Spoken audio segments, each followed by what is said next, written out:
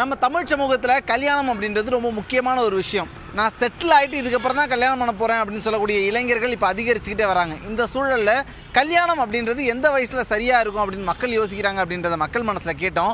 மக்கள் என்ன சொல்கிறாங்க அப்படின்றத வாங்க பார்க்கலாம். ஒரு 28 to 30 பையனுங்களுக்கு, பொண்ணுக்கு வந்து மேபி அபவுட் 25, 27. 25 பண்ணுவாங்க, 26 பண்ணுவாங்க, 27 அந்த வயசுல பண்ணிடணும். 30க்குள்ள அதிகபட்சம் முடிச்சிடணும் கல்யாணத்தை.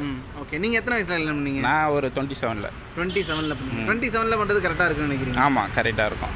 இப்போ 30 வயசுனாலே பொண்ணு கொடுக்கவே இப்போ யோசிக்கிறாங்க. 24 or 25, that should be the ideal age. எத்தனை வயசு சொல்லுவீங்க? 25 வயசு மேலே தான் ஜென்ஸுனா. லேடிஸ்னால் ஒரு 22 வயசு மேலே பண்ணலாம். சரி, ஓகே. நீங்கள் எத்தனை வயசில் கல்யாணம் பண்ணீங்க? எனக்கு ஒரு 27 வயசு. 27 வயசில் கல்யாணம் பண்ணுறது சரியாக இருக்குன்னு நினைக்கிறீங்களா, இல்லை இன்னும் கொஞ்சம் ஏர்லியாக பண்ணிருக்கலாம்னு நினைக்கிறீங்களா? பண்ணலாம். 27 வயசு அந்த மாதிரி பண்ணால் ஒரு மெச்சூரிட்டி இருக்கும். இப்போ 30, 32லாம் போச்சுன்னா வயசு கொஞ்சம் அதிகமாக ஆகிடும். அதனால் ஒரு 27 and 29 நம்ம பண்ணோம்னா அது குறிப்பிட்ட வயசு நம்ம பண்ணிக்கலாம். நீங்கள் 24ல் பண்ணது சரின்னு நினைக்கிறீங்களா, இல்லை இன்னும் கொஞ்ச நாள் பண்ணிக்கலாம்? ரொம்ப தவறு. நான் தவறாக பண்ணிட்டேன்.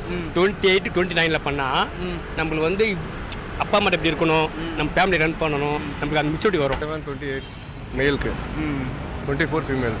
ஓகே, ஒய் சும்மா சின்ன வயசாக கல்யாணம் பண்ணி ஒன்றும் புரியாமல் என்ன பண்ண போகிறாங்கன்னு தெரியாமல் பண்ணிட்டு நிறைய டைவர்ஸ் கேஸ் வந்து கோர்ட்டில் நிற்குது. மெச்சூர் ஆனவங்களுக்கும் நிறைய கேசஸ் இருக்குது.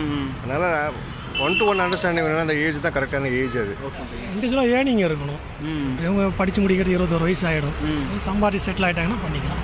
ஓகே, நீங்கள் என்ன வயசில் கல்யாணம் பண்ணீங்க சார்? நான் 27. 27. ஸோ 27ன்றது ரைட்டாக இருக்குன்னு நினைக்கிறீங்களா, இல்லை கொஞ்சம் லேட் நினைக்கிறீங்க? அதுக்கு மேலே லேட்டாக இருக்கக்கூடாது. 21 வயசில் அவன் ஸ்கூல் முடிச்சுட்டு காலேஜ் முடிச்சுட்டு வருவான், வேலைக்கு போவான். 2 வருஷத்தில் கல்யாணம். 21 ஷார்ட்டாக 21ல் கல்யாணம் நடக்காது. அது பெரிய ப்ராசஸ். நீங்கள் கல்யாண சந்தையில் போய் நிற்கிறவங்கள கேட்டு பாருங்கள். பேரண்ட்ஸுக்கு மிகப்பெரிய ஹெட் ஏக்கே அதுதான். செட்டில் ஆகிட்டு தான் கல்யாணம் பண்ணுவேன். செட்டில் ஆகுதுன்னா என்ன, அதை முதல்ல சொல்லு. What is the settle? வீடெல்லாம் கட்டிட்டு தான் கல்யாணம் பண்ணுவேன். 60 வயசு ஆகும். 20 வயசில் நீ வீடு கட்டிடுவியா சொல்லு? 25 வயசில் வீடு கட்டிடுவியா? யாராலையும் கட்ட முடியாது. அப்பன் பாட்டம் முப்பாட்டம் கட்டி வச்சுருந்தா நீ ரெனோவேஷன் பண்ணி போகலாம். நீ சொந்தமாக உண்மையாக உழைச்சி, திருட்டுத்தனமாக கொள்ளாச்சு அதை சொல்லலை. நான் உண்மையாக உழைச்சி எவ்வளோ பெரிய அறிவாளி பிரில்லியன்ட் ஸ்டூடெண்டாக இருந்தால் கூட முடியும். வயசு என்ன? நான் இப்போ தான் ப்ரோ 20.